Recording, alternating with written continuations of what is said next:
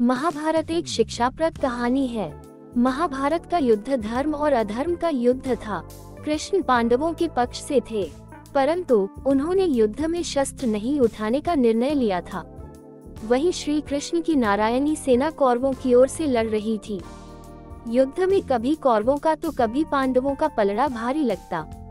महाभारत के युद्ध में कुरुक्षेत्र की रणभूमि पर श्री कृष्ण ने प्रत्यक्ष रूप से शस्त्र नहीं उठाए, लेकिन अर्जुन का सारथी बनकर श्री कृष्ण युद्ध भूमि में अर्जुन का मार्गदर्शन करते रहे।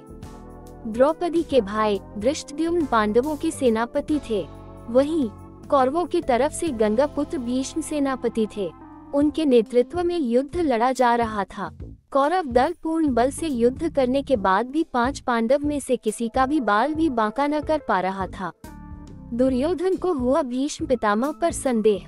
कौरवों के प्रधान सेनापति भीष्म 10 दिनों तक पांडव सेना पर भारी पड़े थे। प्रतिदिन भीष्म हजारों सैनिकों को मार रहे थे, परंतु दुर्योधन भीष्म पितामह पर कहीं न कहीं संदेह कर रहा था।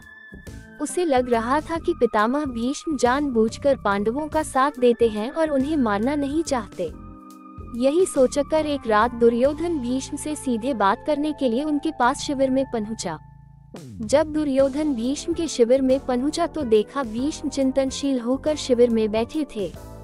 यूं आधी रात को दुर्योधन को अपने शिविर में प्रवेश करते देख भीष्म हैरान हुए। उन्होंने दुर्योधन से शिविर में आने का कारण पूछा। भीष्म की कर्तव्यनिष्ठा पर उठे प्रश्न।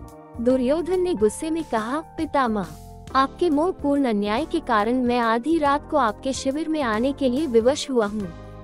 आप अगर पूरी कर्तव्यनिष्ठा और मोहरहित होकर पांडवों के साथ युद्ध करते तो शायद मुझे यहाँ आने की आवश्यकता नहीं पड़ती। युद्ध शुरू हुए 10 दिन बीत चुके हैं, लेकिन आप अभी तक पांडवों को पराजित नहीं कर पाए हैं। आप संसार को दिखाने के लिए युद्ध का अभिनय कर रहे हैं।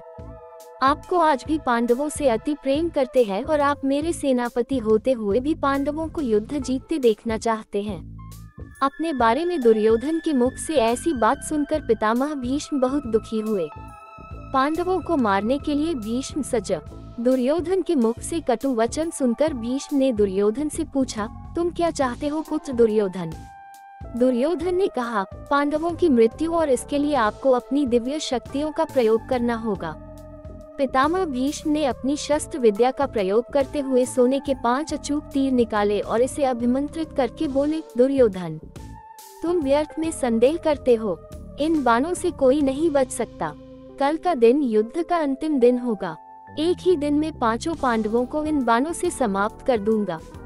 फिर पांडवों के मरते हुए युद्ध का परिणाम तुम्हारे पक्ष में होगा।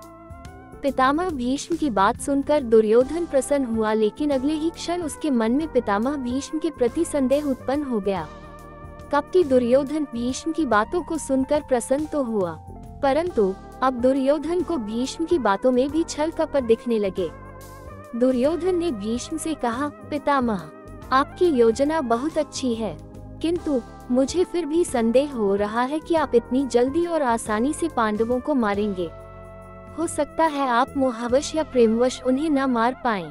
अतः आप इन बाणों को मुझे दे दें।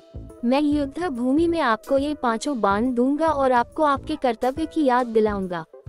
तब आप पांडवों का वध मेरे सामने कीजिएगा।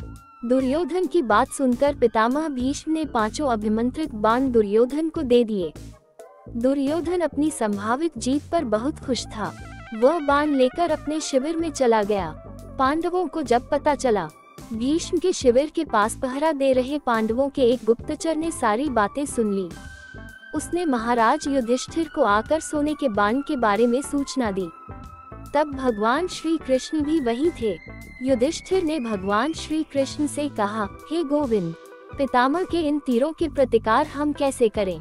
इस बात को सुनकर श्री कृष्ण युधिष्ठिर संग तुरंत ही अर्जुन के शिविर में पहुंचे और अर्जुन को पूरी घटना बताई। श्री कृष्ण ने अर्जुन से कहा कि पार्थ, तुम्हें दुर्योधन से उन 5 बाणों को मांगना होगा। श्री कृष्ण की बात सुनकर अर्जुन ने अचंभित होकर पूछा, दुर्योधन भला वो तीर मुझे क्यों देगा? तब श्री कृष्ण ने अर्जुन को स्मरण दिलाया कि एक बार अर्जुन ने दुर्योधन को यक्ष और गंधर्वों के हमले से बचाया था। अर्जुन पहुंचा दुर्योधन के पास। तब दुर्योधन ने प्रसन्न होकर अर्जुन से कहा था कि वो कोई भी कीमती चीज दुर्योधन से मांग सकता है। उस दिन अर्जुन ने बात को टालते हुए दुर्योधन से कुछ नहीं मांगा था। अब वो समय आ गया है। अर्जुन को श्री कृष्ण की बात सुनकर सब स्मरण आ गया। युधिष्ठिर की आज्ञा से अर्जुन दुर्योधन के शिविर में पहुँचे। दुर्योधन अचानक अर्जुन को अपने शिविर में देखकर शशंकित हुआ। अपनी शंका को छुपाते हुए जोर जोर से हंसते हुए दुर्योधन ने अर्जुन से कहा, आओ अर्जुन आओ, क्षमा मांगने आए हो क्या? तुम्हारे प्रिय पितामह ने जो तुम्हारी सेना के साथ किया उससे भयभीत हो क्या? इस रात्रि में आने का क्या कारण है? बताओ, क्या सहायता मांगने आए हो? अर्जुन ने कहा, भ्राता दुर्योधन, प्राणिपाद, सही समझा आपने, मैं आपसे याचना करने ही आया हूँ, परंतु मेरे मांगने से पहले ही आप उसे देने के लिए विवश है। दुर्योधन हंसता हुआ बोला, मैं विवश हूँ अर्जुन, याचक विवश होता है, दाता नहीं। परंतु कोई बात नहीं अबोध अर्जुन, तुम मांगो। अर्जुन ने दुर्योधन से वह 5 बाण मांगे, लेकिन दुर्योधन ने अर्जुन को मना कर दिया। तब अर्जुन ने दुर्योधन को क्षत्रिय धर्म स्मरण कराते हुए उस घटना को बताया।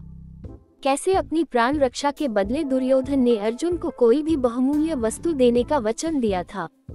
दुर्योधन ने अर्जुन से कहा, तुम कुछ और मांग लो, मैं यह नहीं दे सकता। कोष्टक। तब अर्जुन ने कहा, यदि आप अपने वचन को पूरा नहीं करना चाहते तो कोई बात नहीं भ्राता, अब आपके पास कुछ बहुमूल्य है भी तो नहीं जो मांगा जाए। सामर्थ्य के अभाव में आपको पितामह के बाणों की आवश्यकता भी है।